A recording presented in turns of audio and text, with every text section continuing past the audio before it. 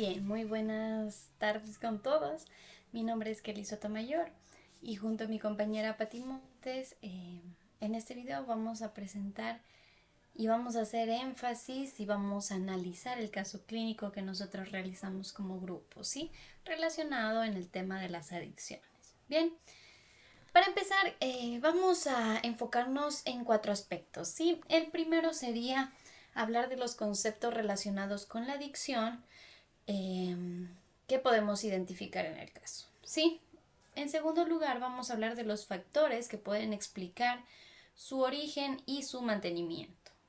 Como tercer punto, vamos al diagnóstico presuntivo según el DSM-5 y el CIE-10, ¿sí? Finalmente, vamos a hablar de las principales alteraciones orgánicas, neuropsicológicas, psiquiátricas que presenta la paciente en este caso, ¿sí? Entonces, en el caso encontramos una paciente con antecedentes de consumo problemático de heroína, marihuana y otras sustancias psicoactivas, ¿bien? También tiene un antecedente de ingreso a una clínica de rehabilitación, ¿bien?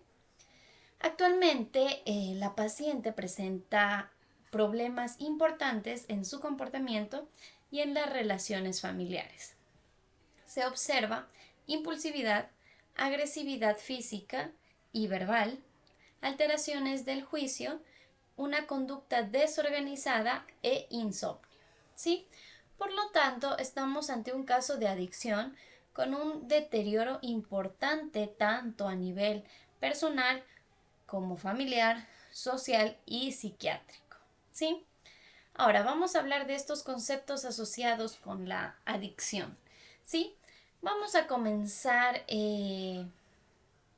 entendiendo la adicción como una enfermedad crónica y progresiva que es muy compleja y afecta el funcionamiento cerebral y el comportamiento, ¿sí?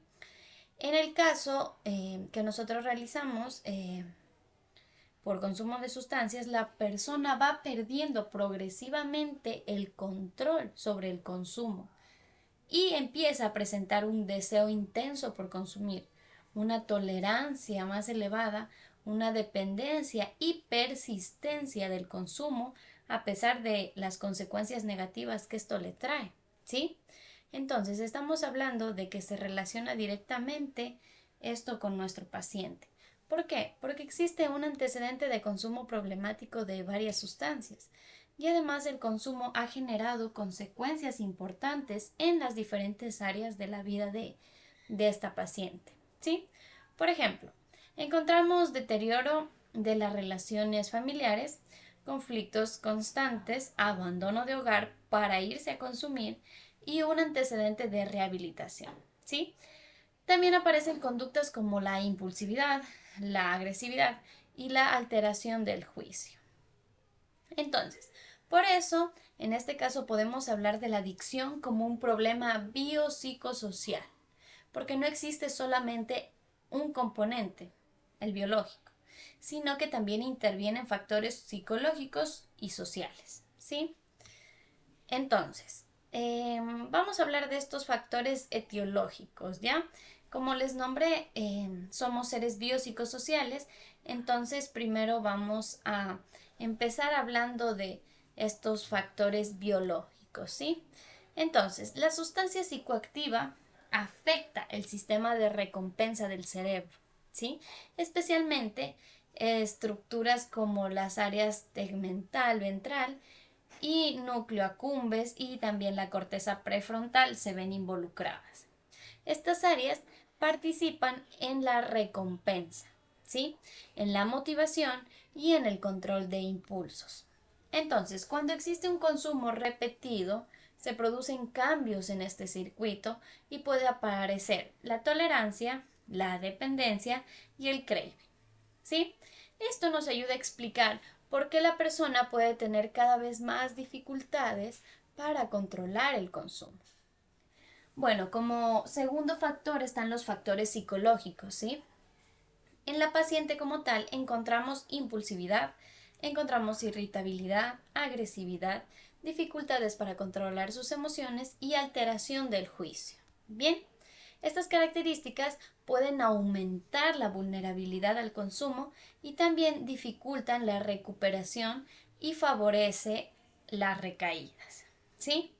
Finalmente vamos a los factores sociales y bueno, aquí encontramos principalmente el deterioro de las relaciones familiares como tal, los conflictos con sus familiares, el abandono frecuente del hogar relacionado con irse a consumir. Entonces, podemos decir que en este caso la adicción se mantiene por la interacción de estos diferentes factores y no solo por una sola causa. Bien, ahora si indagamos más sobre las bases neurobiológicas, para entender las consecuencias de la adicción, también debemos considerar qué sucede en el cerebro de la persona, ¿sí? Las sustancias psicoactivas pueden producir una liberación excesiva de dopamina en el sistema de recompensa. Al principio esto puede generar una sensación intensa de placer o de recompensa, pero el consumo repetido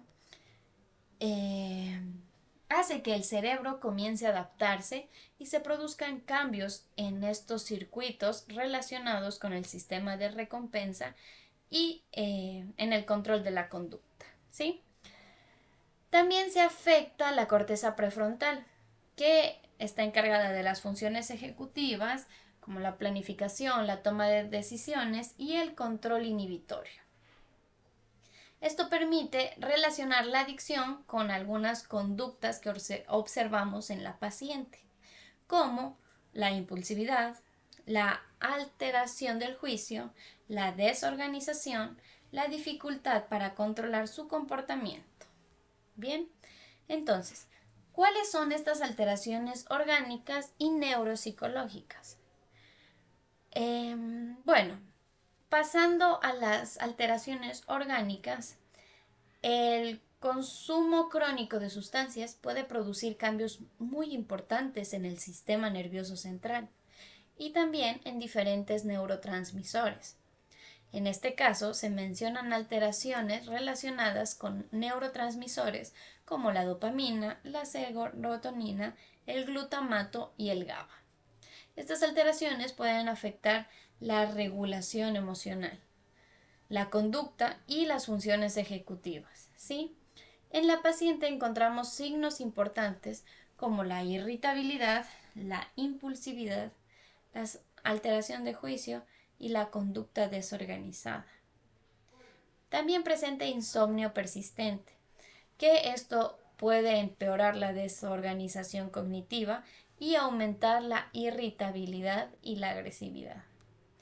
Además, existen conductas de riesgo.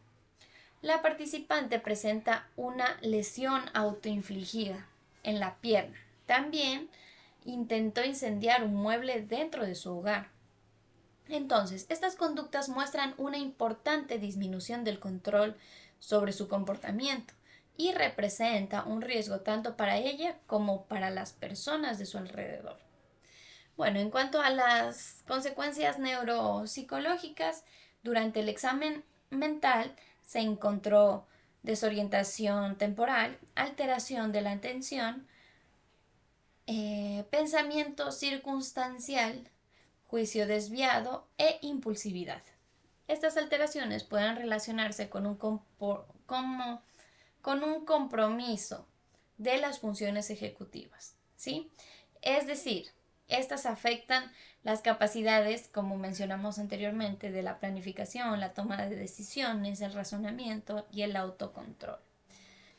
También presenta dificultades para mantener una conducta organizada y una adecuada interpretación de la realidad. Aunque no se encontraron fallas importantes en la memoria durante la evaluación, la alteración de la atención puede afectar indirectamente a otros procesos cognitivos, ¿sí? Todo esto termina afectando la autonomía de la paciente y su capacidad para desenvolverse adecuadamente en su vida cotidiana. Ahora, ¿qué complicaciones psiquiátricas tiene la paciente? Este es otro aspecto muy importante. La paciente presenta síntomas compatibles con un cuadro psicótico. Por ejemplo, presenta ideas delirantes de grandeza, porque afirma ser la presidenta de la República, psicológica y policía. También presenta ideas persecutorias y referenciales. A esto se le suma la irritabilidad intensa, la impulsividad, la conducta desorganizada y la agresividad física y verbal, ¿no? Además presenta insomnio durante varios días y episodios de dromomanía, ¿sí? Estas manifestaciones son importantes porque aumenta el riesgo para que la paciente y para que las personas que están a su alrededor, ¿sí? Entonces, en el caso se mencionan antecedentes de agresión hacia las familias y también conductas peligrosas dentro del hogar. Por esas características, el caso plantea la posibilidad de un trastorno psicótico inducido por sustancias.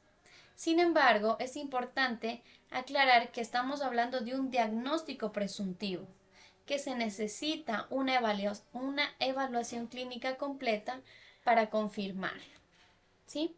Entonces, con base en toda la información del caso, según el DSM-5, se plantea como un diagnóstico presuntivo un trastorno por consumo de opioides,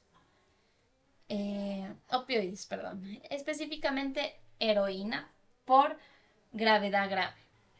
Este diagnóstico se relaciona con antecedentes de consumo problemático, la rehabilitación previa, el deterioro de la familia y las conductas de riesgo.